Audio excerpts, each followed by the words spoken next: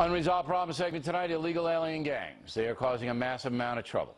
If Kate's law is passed, authorities will be able to immediately arrest illegal alien gang members who have been deported and have a felony conviction.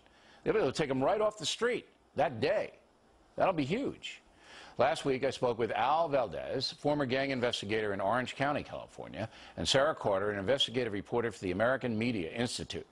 Ms. Carter led off defining the problem. This isn't just endemic to Los Angeles and Houston and border cities.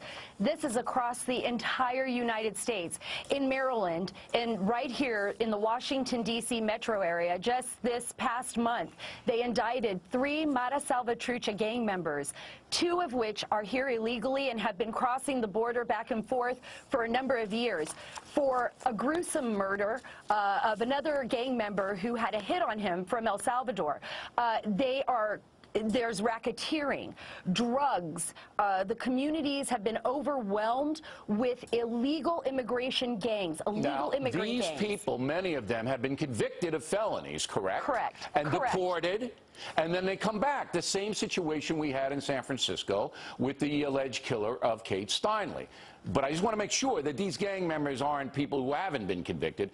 Many of them have been deported and they come back. Is that correct? That is correct, just like the example that I gave you. And I spent all of last year going back and forth to the Rio Grande Valley when we saw the surge of youth coming across the border and families. And I had the opportunity to interview a lot of these young people that were crossing. Some of them were gang member affiliated. Some of them said they traveled with a lot of gang members. Look, these gangs learn how to operate around our system. In fact, one of the most interesting things that I discovered was that now Mara Salvatrucha, as well as other gangs in the region, are telling their members, look, don't tattoo yourself. Don't put identifiers on yourself. Don't put monikers. Don't talk about us. Get into the country, do our deeds, and then get back here anytime you can. This is how they're operating. Now, Mr. Valdez, if Kate's law is passed, then the authorities could arrest, anyone they believe is a convicted felon in the country that's an undocumented alien. Wouldn't that be a tremendous tool for law enforcement to have? I think it would be a tremendous tool. I think it would give local police and the federal law enforcement agencies a tool to take people off the streets. I'm a firm believer. I call this the RIP population, the recycled immigrant population, and the criminals inside that recycled population that hurt Americans and people who live in this country.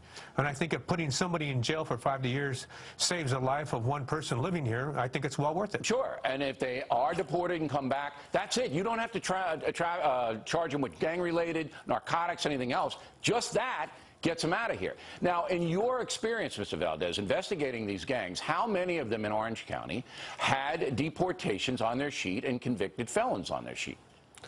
Nobody's ever tracked that number. It's very difficult to say. And gangs run in cycles. But I, as an undercover investigator, have purchased drugs personally and weapons from gang members who turn out later to be undocumented here in the United States. And the deportation situation, is it easy for people deported in Southern California to get back across the border, continue their gang-related activities? As the gang members have told me on the street, it's sort of a joke. We have taken kids here we caught in Orange County, drive them to the southern border to repatriate them back into Mexico, and sometimes they're back in America within 24 hours. Now, Ms.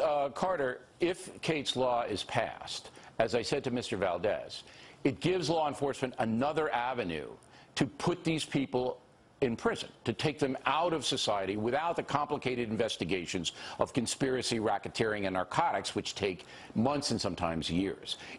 So I want people to know it's not just about the individual like the guy who killed Kate Steinle. It's about this whole organized gang activity that emanates from abroad.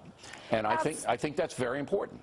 I think it is too, Bill, and I think it's actually a deterrence, because once they start to realize that they're going to pay that price, that 5 years in a federal penitentiary in the United States, I think that that will eliminate a lot of this back and forth cross-border traffic. That's right, because if they come back, Mr. Valdez, they know if they get picked up, and they have a felony on their sheet and a deportation on their sheet, they're gone for 5 years. Sarah, Professor, thank you very much.